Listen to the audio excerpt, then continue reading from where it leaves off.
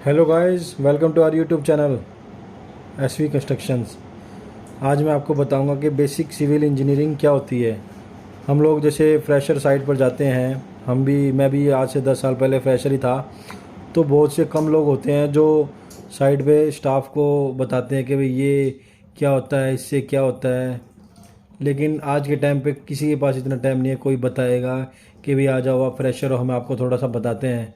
लेकिन मैं आपको कुछ कुछ पॉइंट्स बता रहा हूँ जिससे आपको पता लगेगा कि जो आप साइट पे जाओगे तो आपको पता होना चाहिए भाई ये 30-40 पॉइंट जो मैं आपको बता रहा हूँ ये हर एक सिविल इंजीनियर जो फ्रेशर जाते हैं अपना डिप्लोमा करके या बीटेक कंप्लीट करके आप साइट पे जाते हो प्रैक्टिकल नॉलेज लेने के लिए, उसके रिगार्डिंग मैं आपको कुछ पॉइंट्स बताने जा रहा हूँ। इसमें सबसे पहला पॉइंट है 1 bag of cement. 1 bag of cement की क्या स्पेसिफिकेशंस है। उसमें क्या होता है कि 50 किलो का बैग होता है। 1 किलो मतलब एक बैग ऑफ सीमेंट, इसमें 50 किलो सीमेंट होता है। और 1.25 सी एफ टी यानी कि क्यूबिक फिट, 1.25 क्यूबिक फिट इसमें माल आता है।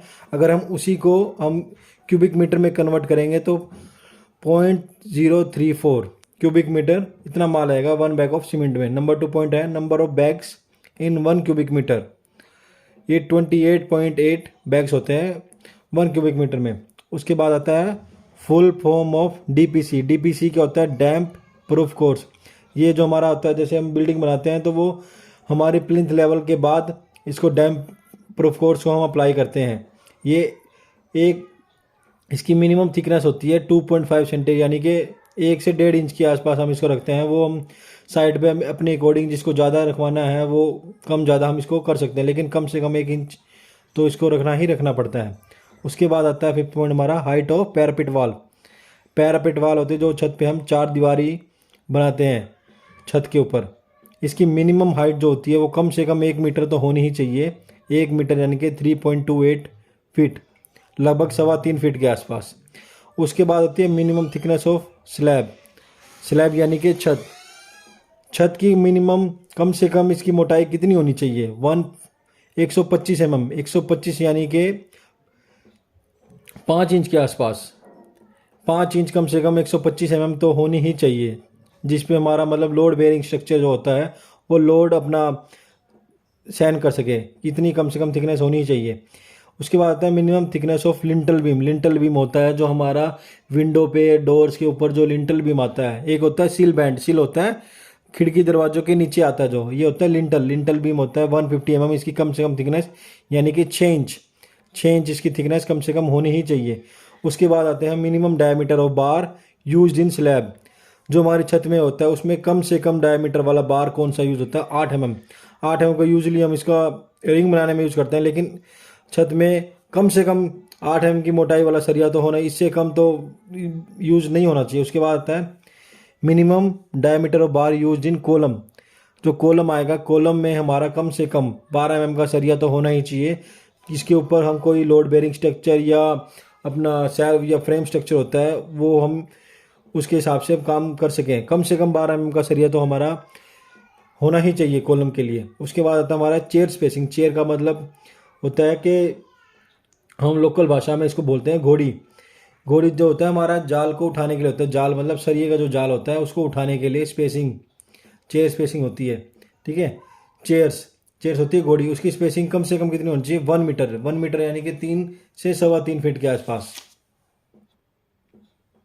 उसके बाद आ गया initial setting time of cement. Cement का इनिशियल सेटिंग टाइम क्या होता है? 30 मिनट्स। और final setting time of cement होता है 10 से 12 घंटे, जिसमें हमारा 90% वो स्ट्रेंथ अपनी ले लेता है 10 से 12 घंटे के अंदर cement. OPC, full form of OPC होती है ऑर्डिनरी पोर्टलैंड सीमेंट। उसके बाद है पीपीसी पुजोलाना पोर्टलैंड सीमेंट। डीपीआर होता है डिटेल्ड प्रोजेक्ट रिपोर्ट। जो हमारा साइट पे हम डीपीआर डेली की डेली बनती है, डिटेल्ड प्रोजेक्ट रिपोर्ट होती है। Minimum number of bars for square column, square और रेक्टेंगल कॉलम्स होते हैं 4 नंबर ऑफ बार्स, मिनिमम 4 तो होने ही चाहिए। उसके बाद आता है सर्कुलर कॉलम। सर्कुलर कॉलम में मिनिमम 6 नंबर ऑफ बार्स तो होने ही चाहिए। उसके बाद है weight of steel. Weight of steel होता है पर मीटर। पर मीटर का ये फॉर्मूला है D² बाय 162 किलोग्राम पर metre.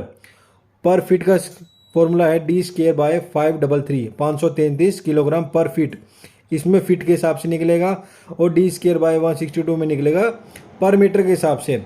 Where D is the diameter, जो डी है वो डायमीटर सरिये की मोटाई है। उसके बाद है मिनिमम डायमीटर फॉर डावल्स। डावल्स नहीं पता होता बहुत से जो फ्रेशर होते हैं, फ्रेशर आज के ठेकेदारों को भी पता नहीं होता डावल्स क्या होता है। डावल्स का मतलब होता है जो अदर मतलब बाद में फ्यूचर के लिए अभी हमने कोई कंस्ट्रक्शन करना है तो उसके लिए हम सरिये एक्स्ट्रा निकाल के छोड़ देते हैं, और सरिये की मिनिमम जो डायमीटर होता है वो 12 mm होता है। और जो मिनिमम डायमीटर जैसे कि हमने कॉलम में लास्ट पेज में पढ़ा था, मिनिमम डायमीटर कॉलम के लिए भी और डावल्स के लिए भी 12 mm होना ही चाहिए।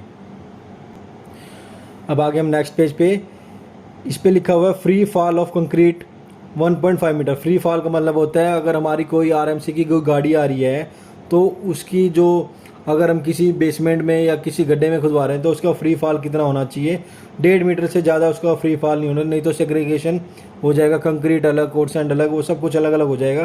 तो फ्री फॉल से ज़्यादा जो फ्री फॉल है हमारा कंक्रीट का 1.5 मीटर से ज़्यादा नहीं होना चाहिए।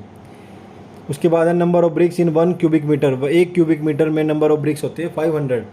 Number of stirrups, number of stirrups निकालने का फॉर्मूला होता है क्लियर स्पैन। क्लियर स्पैन होता है कॉलम टेक किसी दो दीवारों के बीच की डिस्टेंस या किसी 2 कॉलम के बीच की distance divide by spacing. Spacing हो जाती है हमारी जो स्टील की ड्राइंग होती है उसमें मेंशन होती है कि 6 इंच है, 7 इंच है, 8 इंच है। Clear space divide by spacing. उसके बाद +1, ये हमारा नंबर ऑफ स्टीरप्स होते हैं या रिंग होते हैं जो उसको निकालने का ये फॉर्मूला है। उसके बाद आता है हम कंक्रीट कवर। कंक्रीट कवर क्या होता है, कंक्रीट कवर होता है जो हमारी शटरिंग से अपना स्टील के जाल को उठाने के लिए होता है। फुटिंग में हमारी 50 mm का कवर लगता है। स्लैब होता है जो उसमें 25 mm का, कॉलम में साइडों में लगता है वो 40 mm का, स्टेयर केस में 15 mm का, और जो बीम होता है बीम में हमारा 25 mm का कवर लगता है। अब आगे हम यूनिट वेट ऑफ वाटर का यूनिट वेट है 1000 किलोग्राम पर cubic metre. Unit weight of PCC मतलब प्लेन कंक्रीट सीमेंट, इसका होता है 2400 किलोग्राम पर मीटर क्यूब।